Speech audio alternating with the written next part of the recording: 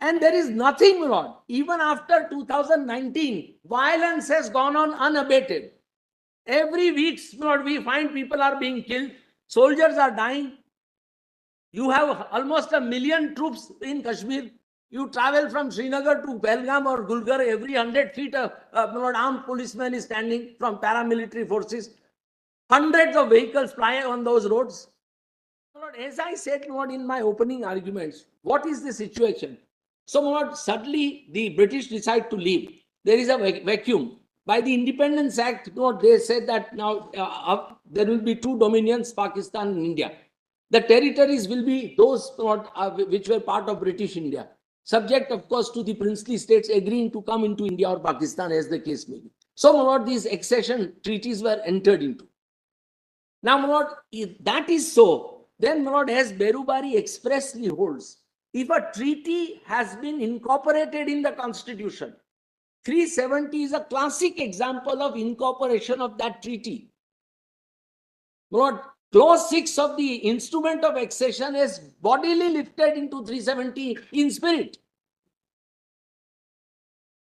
Now, once it is, treaty has been constitutionally recognized, you cannot, my lord, pass any order to undo that.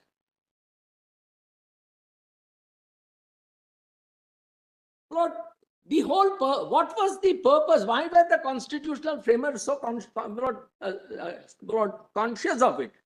Because they wanted to bring about some kind of a resolution which will be permanent in nature, to solidify relationship between Jammu and Kashmir and India. It was not for the purpose of temporarily joining them. They wanted to solidify the relationship of J&K with India. And they realized that the only way we can do it is through the means of Article 370. Because any other way, we would have lost Jammu and Kashmir. So, they were very conscious. Now, can we go behind what they have done or what they have expressly referred to in the article itself? So, Berubari, my lord, expressly holds that if it is a treaty, and if treaty has been recognized by the Constitution, then the only way you can undo it is by amending the Constitution. And Berubari was a case of physical territory. Now, Reorganization Act is a classic example of physical territory of Jammu and Kashmir, which came into India by a treaty, now being subjugated or divided or dismembered into union territories.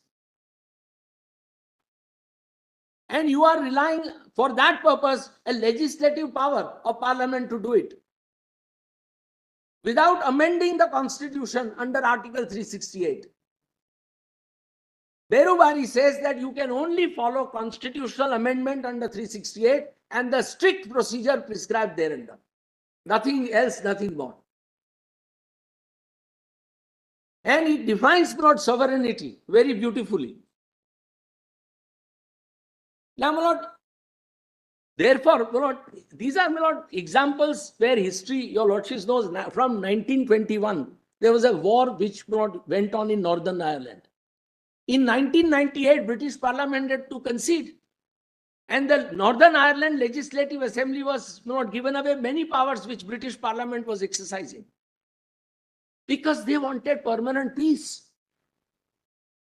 Now, my lord, it's not that people of Jammu and Kashmir will die if 370 is not taken away.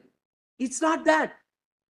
Question is that people have a right to feel that what was understood constitutionally, a constitutional promise, can it be taken away in this manner that has been done? The whole, they are also citizens of India. They are not some foreigners. You are taking away from a sizable section of citizens of India a special status which was conferred upon them by constitutional framers.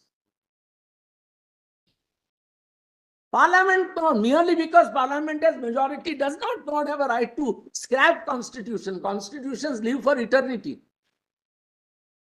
And there is nothing, my lord, even after 2019, violence has gone on unabated. Every week, we find people are being killed, soldiers are dying. You have almost 1 million troops in Kashmir. You travel from Srinagar to Pahalgam or Gulgar, every 100 feet an armed policeman is standing from paramilitary forces.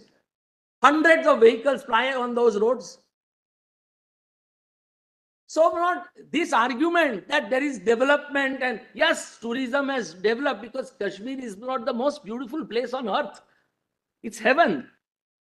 Anybody who has been to Switzerland will tell us, and Mr. Sibal will tell us because he has seen it much more than I have, that Kashmir is far more beautiful than what Switzerland can be. Switzerland is manicured and pedicured. When we go for officials' visits, we don't see Switzerland. So, what I am respectfully submitting, that ultimately people have a right to expect that their status, their rights are respected for longevity. It's a lifetime's promise. It's not a promise for the moment. Yes. So, we are seeing, as Dr. Dhawan rightly referred to Israel, what are we seeing today?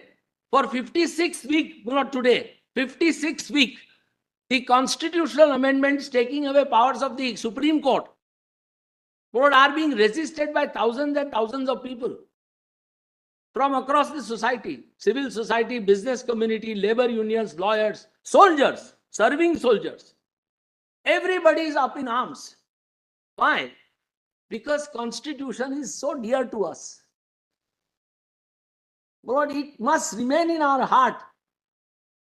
If constitutional morality is allowed to be tempered with, trifled with in this fashion, then nothing, Mr. Courtmaster. Mr. Courtmaster.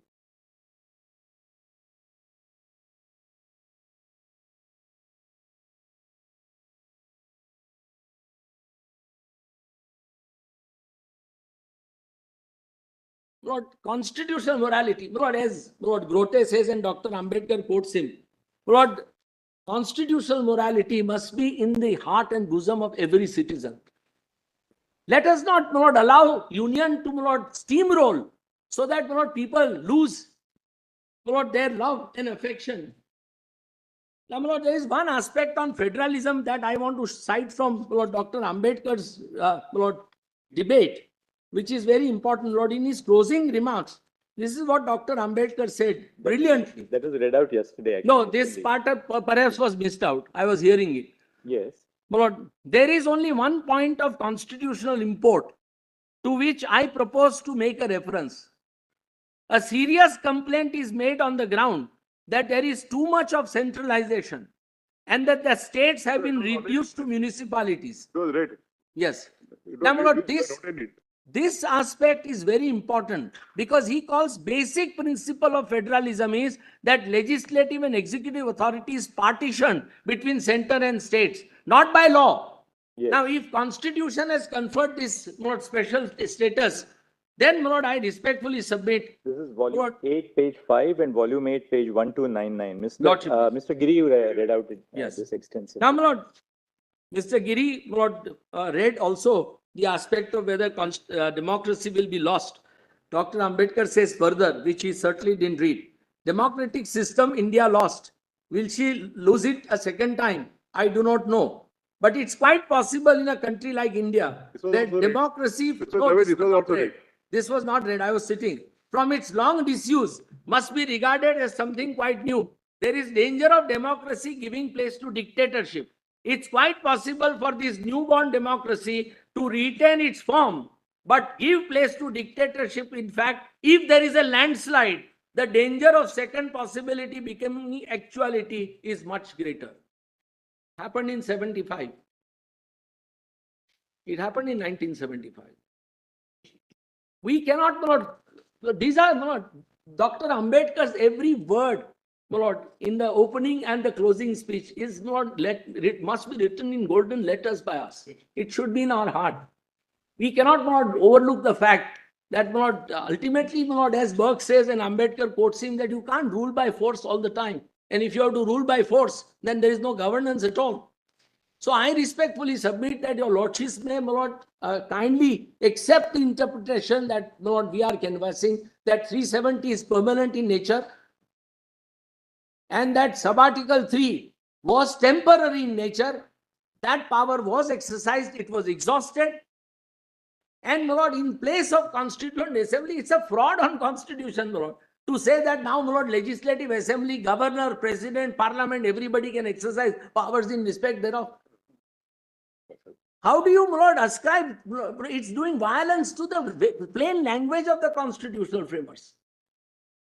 And that, in my respectful submission, my lord, your lordship's court have never permitted. Ultimately, it's your lordship's court which has always upheld rule of law. So, my lord, I respectfully submit that these petitions deserve to be allowed and the orders deserve to be.